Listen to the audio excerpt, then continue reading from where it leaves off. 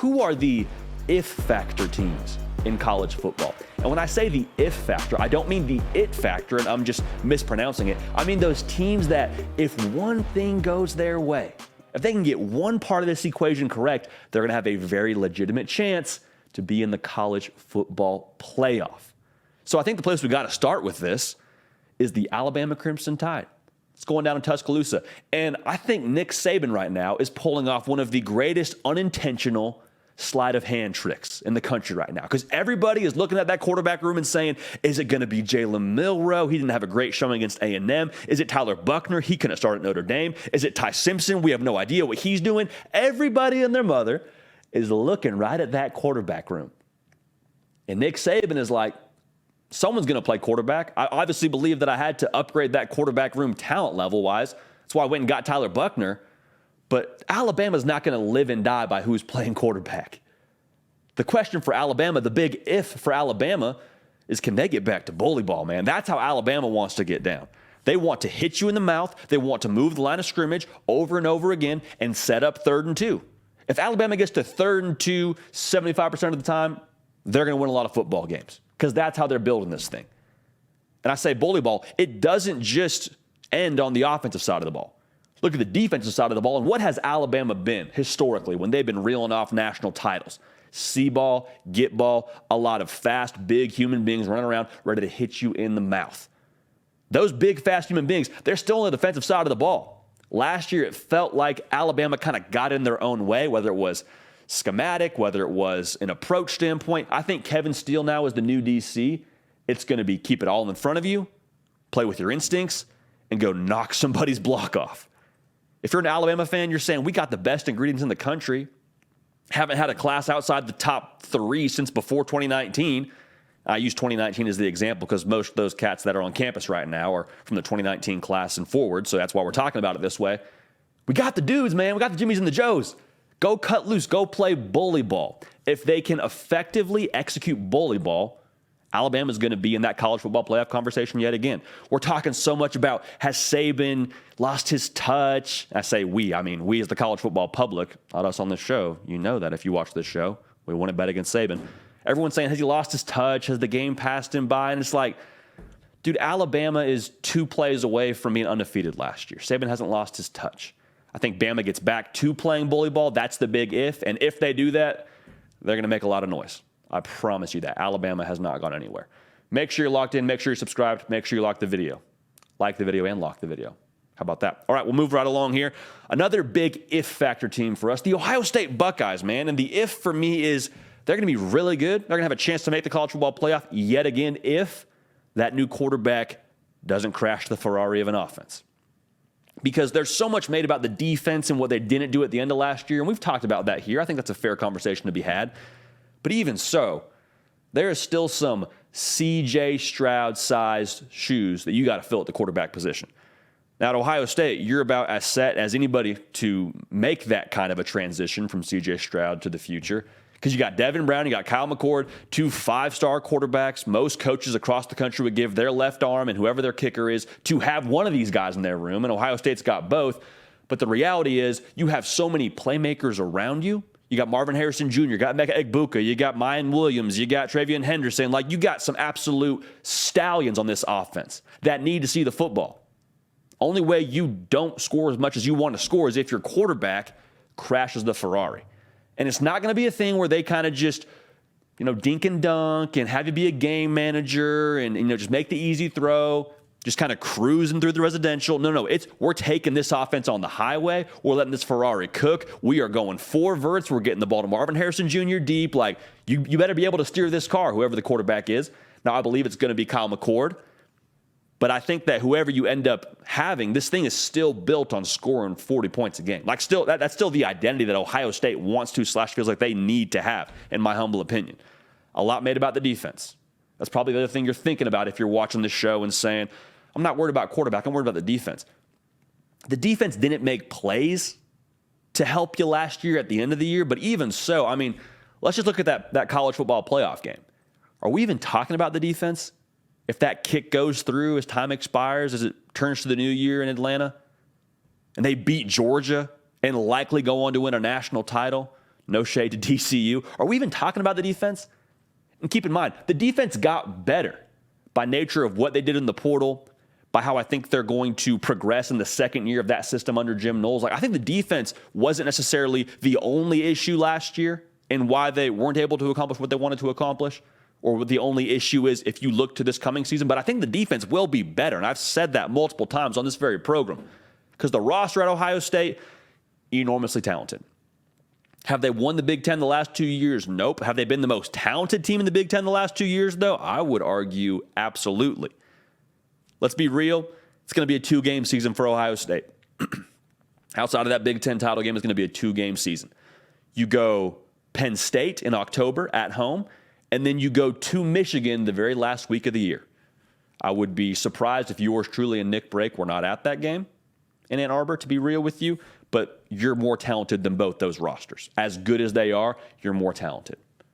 So, going back to the if factor, does your quarterback do enough to allow this Ferrari to open it up and score how they want to score, to play the kind of style of offense and kind of the style of game that Ohio State wants to play?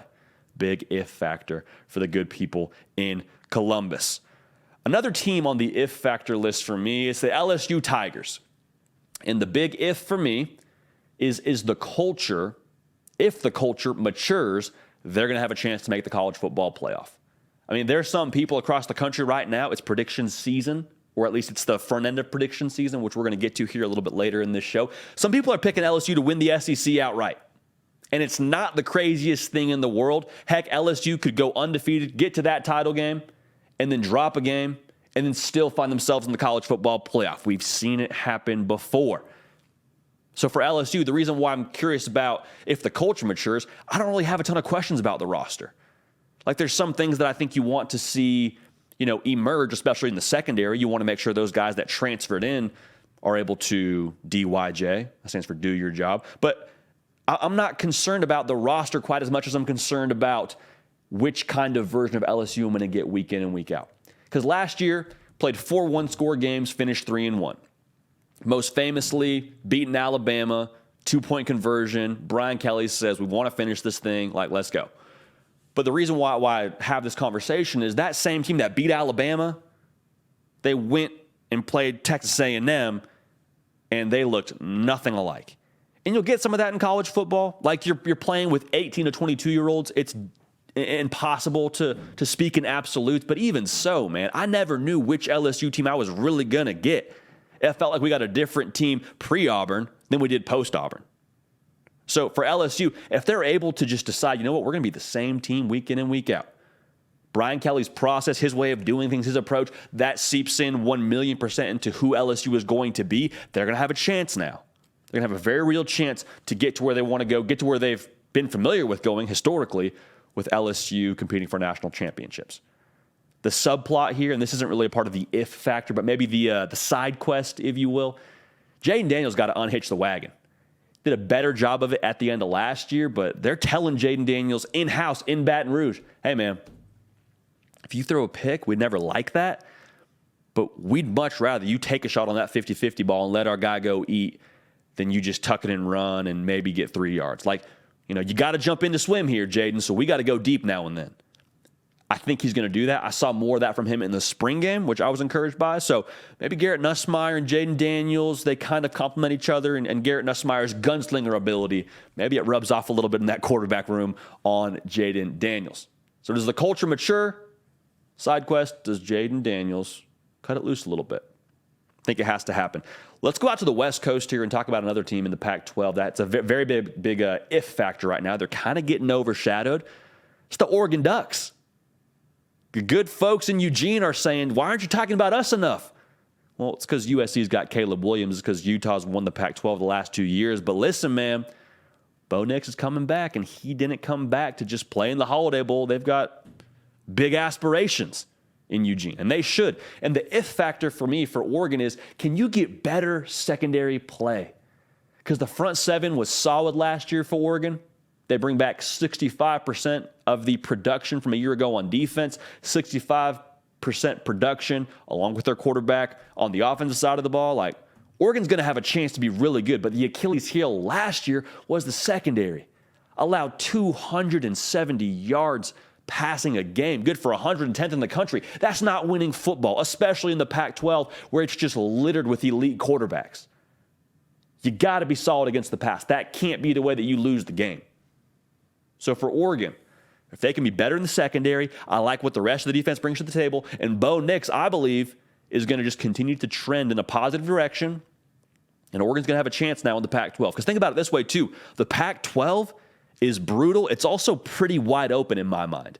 Like USC is definitely the favorite, but Utah's won the thing the last 2 years. And for Oregon, look at the schedule. They go to Washington. It'll be tricky. Secondary better be ready to go against Michael Penix Jr. You go to Utah. And then you get USC and Oregon State at home. That's not in order. That's just some of the key games I'm looking at. But when you look at Oregon, I'm telling you, man, this team, if they're able to play better in the secondary, they're going to be a lot more of a complete team. And complete teams are the teams that win the Pac-12. I mean, look at Utah. Most complete team, I think, last year, and that's why they won the deal. So for Oregon, can you get better secondary play? If you can, and if you can win the Pac-12, you're going to be right there in the thick of that college football playoff conversation come November.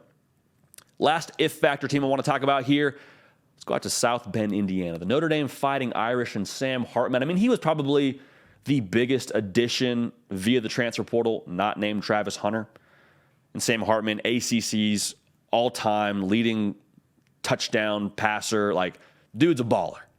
Dude's an absolute baller. You add that into a offense that has a good offensive line, brings back the majority of their run game from a year ago, bring back a lot on defense. I think Jordan Botelho is going to pick up where Isaiah Foskey left off. So, again, we're continuing to buy Jordan Botelho stock here on the hard count. My question is, does a big-time playmaker step up at Notre Dame? And I don't just mean do you get like a good leading receiver. I mean, do you get like a 1,000-yard-plus leading receiver at Notre Dame? Because I think that has to happen. Same thing I was saying with Oregon. It's about being complete. It's about being complete, and even more so, I think you got to be elite on the outside if you want to have a chance to make the college football playoff. We'll do this exercise right here, and it's not really fair, but we're going to do it anyway. Marvin Harrison Jr., the best wide receiver in college football. Everybody else is playing for second. How differently would we view Notre Dame if you drop Marvin Harrison Jr. on Notre Dame's roster? Just think about that for a second. The best receiver in college football, if he was playing with Sam Hartman, playing with that defense, playing with that run game, and then you had a freak show wide receiver on the outside, I think Notre Dame would be very much so a college football playoff. I don't know if favorite is the right word, but they'd be pretty high up there in the odds in Vegas, I'd venture to say. Marvin Harrison Jr. is an extreme example. Xavier Worthy from Texas, drop him on that roster. How do we talk about Notre Dame? You see where I'm going with this? There has to be somebody that steps up in a big way if Notre Dame wants to be in the college football playoff conversation. Whether it's Colsey, whether it's Chris Tyree, who's kind of transitioning from running back to wide receiver, whether it's Merriweather, like whoever it is, Jaden Greathouse, who balled out in the spring game, whoever it is, there's got to be somebody that steps up in a big way and just is the alpha at wide receiver, because then you can't just key on the run game. Then Sam Hartman has somebody to drop bombs too deep. Life is good in South Bend if that's the way you're living. And they got some tricky ones on the schedule. They got Ohio State at home, got Clemson, got USC. So, there's going to be a gauntlet here for Notre Dame. But if they have a wide receiver, they're going to be a very complete team. So that's the big if factor for me when it comes to Notre Dame. So let's rehash this just a little bit. Alabama, can you play bully ball? For Ohio State, do you have a quarterback who doesn't crash the Ferrari, whether it's Devin Brown or Kyle McCord? 2 5-star options. Just pick one who's going to steer this thing the right way. For LSU, does the culture mature? It's the big if factor. I don't know which LSU team I'm going to get week in and week out, but if you know for a shadow, or if you know without a shadow of a doubt which team you're going to get, they're going to have a chance. Going to have a very real chance. For Oregon, do you get better secondary play? And for Notre Dame, on the other side of things, do you get a wide receiver that steps up, pounds his chest, and says, I'm the alpha? I'm looking forward to seeing it. But those are your if-factor teams across the country. Hey, y'all. Thanks so much for watching. Subscribe to the channel here to make sure you don't miss an episode of The Hard Count. Also, be sure to check out other videos on the On3 YouTube channel.